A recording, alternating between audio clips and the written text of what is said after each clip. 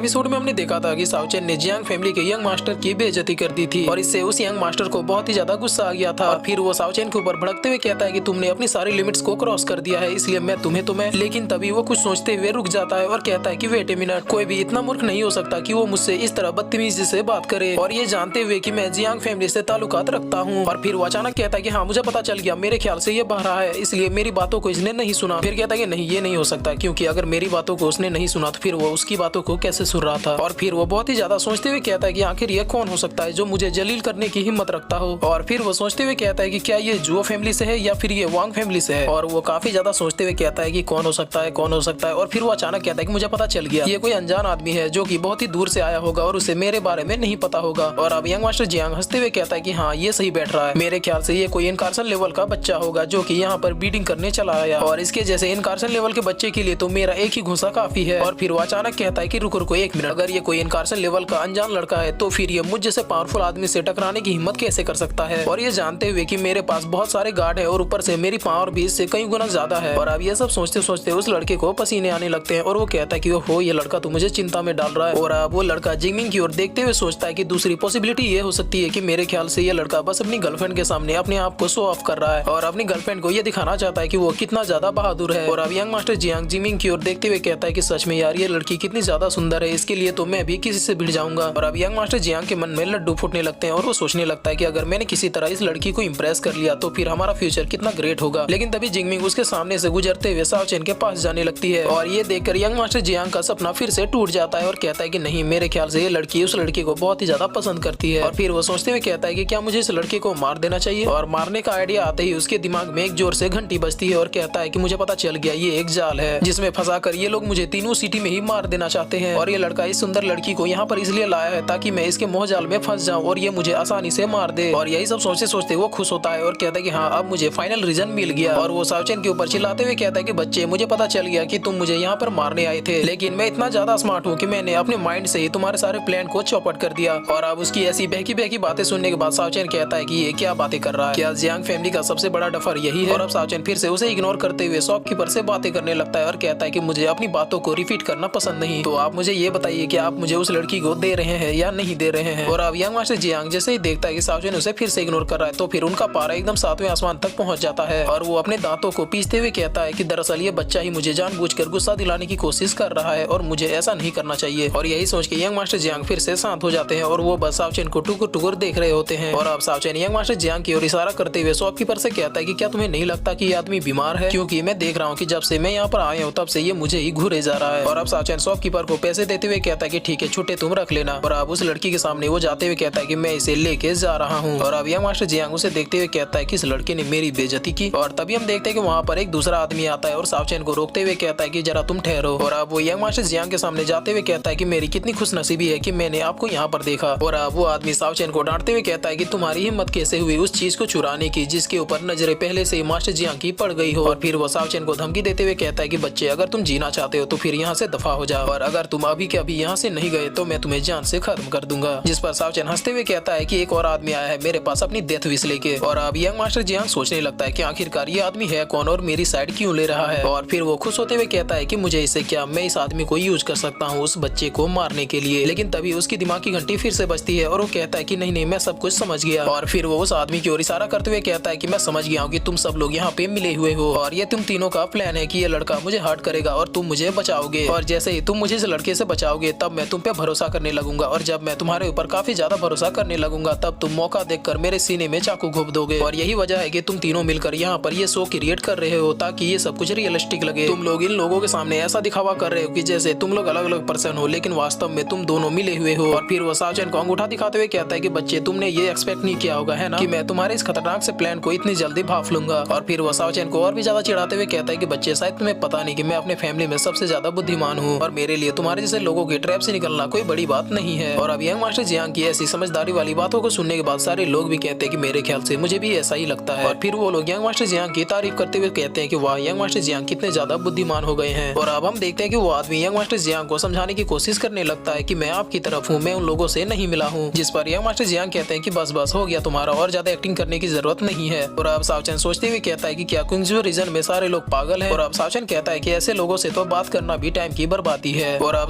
सावचेन वहाँ से जाते हुए उस लड़की से कहता है कि तुम अब से मुझे ही फॉलो किया करोगी। और अब सावचेन उस लड़की का हाथ पकड़ के वहाँ से ले जाने लगता है, लेकिन तभी हम देखते हैं कि मास्टर जियांग उसे वेट करने को कहता है और फिर वो उस शॉपकीपर के सामने 10,000 से भी ज्यादा गोल्ड फेंक देता है और कहता है कि मैं इस लड़की के लिए 10,000 गोल्ड देता हूँ, क्योंकि ये एक शॉप है और यहाँ पर किसी चीज के लिए जो आदमी जितनी बड़ी बोली लगाएगा वही उस चीज को ले जाएगा। और फिर यंग मास्टर जियांग कहता है कि मैंने इसके लिए आपको 300 के बजाय 10,000 गोल्ड दिए हैं, तो मेरे ख्याल से अब ये लड़की मेरी हुई। और अब इतने ज्यादा पैसे देखने के बाद उस शॉपकीपर के भी हाव भाव बदलने लगते हैं और वहाँ पर खड़े लोग भी कहते हैं कि ओ माय गॉड, 10,000 गोल्ड, इतने पैसे तो मैंने अपनी पूरी लाइफ में नहीं देखे। और अब इतने पैसे देखने के बाद जिंगमिंग भी थोड़ी शौक हो जाती है और कहती है कि इतने पैसे तो मेरे पास भी नहीं है। और अब वो शॉपकीपर सावचेन के पास जाता है और कहता है कि सर मैं एक बिजनेसमैन हूँ और अब बिजनेस का रूल तो यही कहता है कि जो ज्यादा बड़ी बोली लगाएगा वो उसी का हो जाएगा, और इसीलिए अब मुझे ये लड़की यंग मास्टर जियांग को देना होगा क्योंकि आपसे इसने कई गुना ज्यादा पैसे दिए हैं। और अब यंग मास्टर जियांग मुस्कुराते हुए कहता है कि बच्चे तुम मुझे यहाँ पे मारने आए थे और मेरी बेइज्जती करने आए थे, लेकिन अब मैं तुम्हारे साथ भी वही सब करूंगा। और फिर वो काफी ज्यादा खुश होते हुए कहते हैं कि वाह क्या जीनियस हूँ मैंने उसकी चाल को उसी के ऊपर पलट दिया। और अब जिंगमिंग भी सावचेन से कहते हैं कि 10,000 गोल्ड बहुत होते हैं, हमारे पास इतने पैसे नहीं है, यहाँ तक कि हमारे ब्लू क्लाउड सेक्ट के मास्टर के पास भी इतने पैसे नहीं होंगे। और तभी हम देखते हैं कि यंग मास्टर जियांग उस लड़की के पास आता है और कहता है कि चलो अब तुम मेरी हुई। और अब यंग मास्टर जियांग उस लड़की का हाथ पकड़कर वहाँ से ले जाने लगते हैं और कहते हैं कि तुम्हारी जैसे लड़की के लिए 10,000 कॉइन वर्थ है। और तभी सावचेन को अर्थ मार्शल स्किल की याद आती है और वो सीधे कहता है कि मैं इस लड़की के लिए अर्थ मार्शल स्किल को देता हूँ। और अब अर्थ मार्शल स्किल का नाम सुनते ही सारे लोग एकदम से हैरान हो जाते हैं और कहते हैं कि क्या सच में इस लड़की के पास अर्थ मार्शल स्किल होगा। और अब जिंगमिंग भी हैरान होकर पूछती है कि क्या। और अब सावचेन गुस्सा होते हुए कहता है कि जवाब दो मुझे, क्या इतना काफी है तुम्हारे लिए। जिस पर यंग मास्टर जियांग कहते हैं कि भला तुम अर्थ मार्शल स्किल का कंपैरिजन पैसों से कैसे कर सकते हो, ये तो इतना कीमती ट्रेजर है कि ये सिर्फ जियांग फैमिली के पास ही मौजूद है। और फिर वो अचानक रुकते हुए कहता है कि ये मैं क्या बोलने जा रहा था, अभी अभी मैं अपनी जियांग फैमिली का सीक्रेट खोल देता। और अब यंग मास्टर जियांग सावचेन के पास आता है और कहता है कि अगर तुम्हारे पास सच में अर्थ लेवल की मैनुअल्स हैं तो फर्स्ट क्लास अर्थ लेवल के मैनुअल की कीमत कम से कम 30,000 गोल्ड होगी, और ये अर्थ लेवल के मैनुअल जितने ज्यादा क्लास में फर्स्ट होंगे उतने ज्यादा तुम्हारे पैसे बढ़ेंगे। जिस पर सावचेन डायरेक्ट कहता है कि मैं first class earth level martial art के मैनुअल के लिए इस लड़की को एक्सचेंज करता हूँ। और अब ये सुनने के बाद वहाँ पर काफी लोगों को अपने कानों पे भरोसा नहीं होता और कहता है कि इस लड़के ने अभी अभी क्या कहा। जिस पर उसके बगल में खड़ा आदमी बताता है कि दरअसल अभी अभी इस लड़के ने उस लड़की के लिए एक अर्थ लेवल के first class martial art skill को बेच दिया। और अब ये सुनने के बाद वहाँ पे मौजूद लोग अपना माथा पीटने लगते हैं और कहते हैं कि भला एक लड़की के लिए कोई अर्थ लेवल के मैनुअल को कैसे दांव पे लगा सकता है।